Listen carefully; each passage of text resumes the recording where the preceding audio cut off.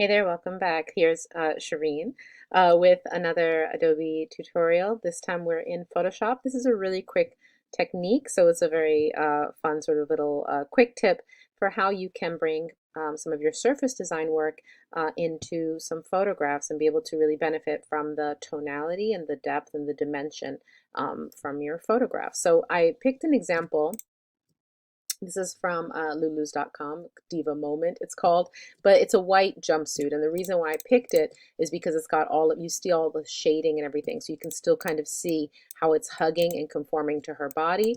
And I just used my quick selection tool, and I did a little bit of adjustments just to make sure that I have my correct selection. You could also use the magic wand selecting by color, which in this case obviously is white. So really want to just make sure you get like a really nice sort of clean selection, as you can see.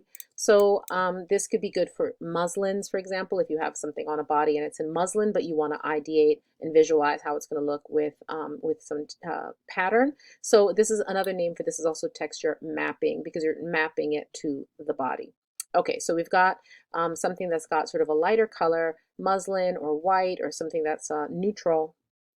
And then I just have, from one of my demos, a print that I created from an image out of a plane window, so it's called a plane. So I'm going to go ahead and just double check to make sure. Image size 200, image size 200, right? So we're looking at that resolution where we're trying to make sure that we're sensitive to that. So I'm just going to go ahead and do a select all and Command C to copy. And now while this image, the area that I want to map onto, is already selected, I'm going to come under not paste, but paste special, because I can actually use this as a mask to mask the print into the area that I've selected. So I'm going to do paste into, ta-da. So as you can see, when we look at the layers panel, we've got the image, but this is a masking layer. If I hit Command T, if I select rather Command T on my keyboard, I can actually scale that down a little bit further. It's not affecting the photo in any way. It's masked inside of that selection. So that's kind of great.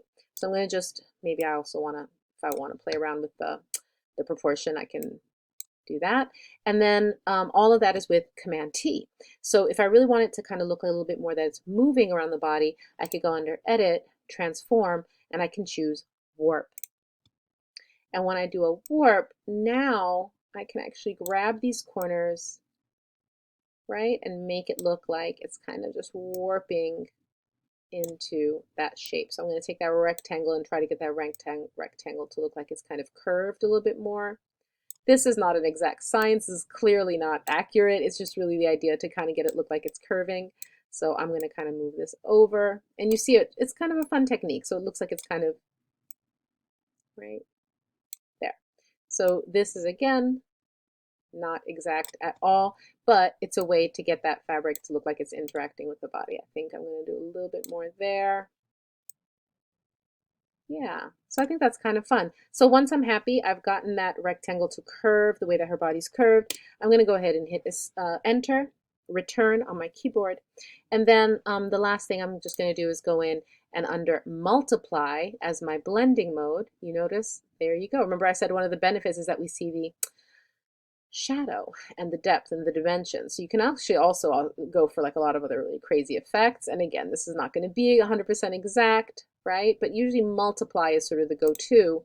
And within multiply, if you also want to adjust, the opacity a little bit, but that's a good way to kind of get, we've got that pattern, but we also can still see clearly that it's a photograph, and we get the depth, the dimension, and the pattern working around the body. There you go, 5 minutes or less. A really fun quick tip for how you can integrate your surface design onto photographs. All right, if this was helpful, please make sure to like and subscribe, and please put any comments, questions in the comments below. I'm happy to do requests. All right, good luck, have fun, see you next time.